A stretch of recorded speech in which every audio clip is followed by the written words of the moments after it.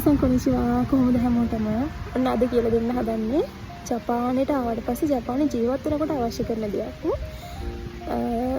ජපානයට ආවහම අපි කවුරුත් හිතලා අසනීප වෙන්නේ නැහැ. ඒක හරි.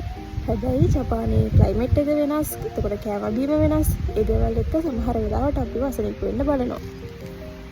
අද කියලා දෙන්න යන්නේ එහෙම අසනීපයක් හැදුනොත් අපි යන්න ඕනේ කොහෙටද කියන එක. යන්න ඕනේ හොස්පිටල් එකට. ඒක හැමෝම දන්නවා. හැබැයි ජපානයේ එක හොස්පිටල් එකකට ගිහිල්ලා හැම ලෙඩටම බෙහෙත් ගන්න බෑ. ජපානයේ තියෙනවා ක්ලිනික් වර්ග ගොඩාක්. එතකොට අපිට අදාළ ලෙඩේට යන්න ඕනේ මොන ක්ලිනික් එකටද කියන එක තමයි අද කියලා දෙන්න හදන්නේ. එහෙනම් අපි බලමු ක්ලිනික් වර්ග මොනවද, අපිට තියෙන ලෙඩ වලට යන්න ඕනේ මොන වගේ තැන් වලටද කියන එක. හරි, මෙතන මම අරගෙන තියෙනවා ක්ලිනික් වර්ග 5ක්. තව ගොඩක් තියෙනවා ජපානයේ. හැබැයි ප්‍රයෝජනවත් වෙයි කියලා හිතන 5ක් විතරක් මම ගත්තා. මොකද වීඩියෝ එක ගොඩාක් දික් වෙන නිසා. පළවෙනි එක තමයි නයිකා. නයිකා කියලා කියන්නේ ශරීර අභ්‍යන්තර ලෙඩ රෝගය කියන්නේ. ඔයගොල්ලන්ට උණ, හෙම්බිරිසාව, කැස්ස, ඒ වගේ රෝග වලට බෙහෙත් ගන්න පුළුවන් නයිකා කියලා ගහලා තියෙන ක්ලිනික් වලට ගිහිල්ලා. හරි, ඊළඟ එක තමයි ශිකා. ශිකා කියලා කියන්නේ ඔයාලට වචනෙන් මත පේනවා ඇති ඩෙන්ටල් ක්ලිනික් එක. ඒ කියන්නේ දත්වල ප්‍රශ්න මොන හරි තියෙනවා නම්, මුඛ රෝග මොන හරි තියෙනවා නම් පෙන්වන්න පුළුවන් ඔන්න ශිකා ක්ලිනික් එකට ගිහිල්ලා. හරි, ඊළඟ එක තමයි ෆුජින්කා කියලා කියන්නේ. ෆුජින්කා කියලා කියන්නේ කාන්තා රෝග. ගෑන් ළමයින්ට ප්‍රශ්න මොන හරි ලෙඩ රෝග තියෙනවා නම් ගිහිල්ලා ඔන්න බෙහෙත් ගන්න පුළුවන් ෆුජින්කා ක්ලිනික් එකකට. ඊළඟ එක තමයි සේකේ ගෙකා. සේකේ ගෙකා කියලා කියන්නේ ඔයගොල්ලන්ගේ අස්ථි වල ප්‍රශ්න මොන හරි මසල් පේන් එහෙම තියෙනවා නම්, ඔය අපි පිරිමි ළමයි ගොඩක් ආවහම යමතවල එහෙම වැඩ කරන්න වැටුනොත් ගොඩක් වෙලාවට ඔය මසල් පේන් එහෙම එනවා පුරුදු නැති වුනහම.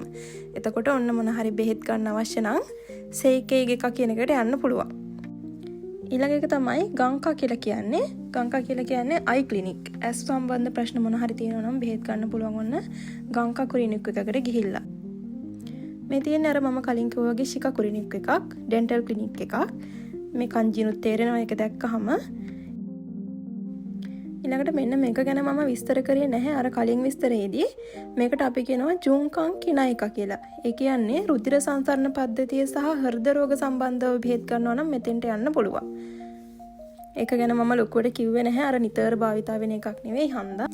මම මේ දාලා තියෙන අනිත් ක්ලිනික් වල ෆොටෝස් වලින් ඔයාලට පේනවා ඇති බෙහෙත් කරන්නේ මොන මොන රෝග වලටද කියලා ගහලා තියෙනවා ඒ වගේ ඉස්සරහා. ඉතින් ඔයගොල්ලන්ට මොන හරි බෙහෙතක් ගන්න අවශ්‍ය නම් මේ ක්ලිනික් වල මේ ඉස්සරහා ගහලා තියෙනවා මොනවටද බෙහෙත් කරන්නේ කියලා. ඒවා බලලා යන්න. මෙන්න මේක බලන්නකෝ. මොකද්ද මේ ගහලා තියෙන්නේ? මේක දෝබුට්සු ක්ලිනික් එකක්. මේක සතුන්ට තමයි බෙහෙත් කරන්නේ. ඉතින් එහෙම තැනුත් ජපානයේ ගොඩාක් තියෙනවා. මොකද ජපානය කියන්නේ ඉතින් ළමයි හදනවා වගේම ආදරෙන් සත්තු හදන රටක්නේ. ඇත්තටම ජපානයේ ළමයි හදනවා අඩුයි. ඒගොල්ලෝ ගොඩාක් සත්තු ඇති කරන අය ඉන්නවා. ඒක නිසා ඇනිමල් ක්ලිනික් ගොඩාක් තියෙනවා. ඉතින් එහෙමනම් මේ වීඩියෝ එකේ ප්‍රයෝජනවත් වෙයි කියලා හිතනවා. එහෙමනම් ගිහිල්ලා එන්නම්. ආයෙත් වීඩියෝ එකකින් හම්බෙමු. මිනසම් ජාමතනේ.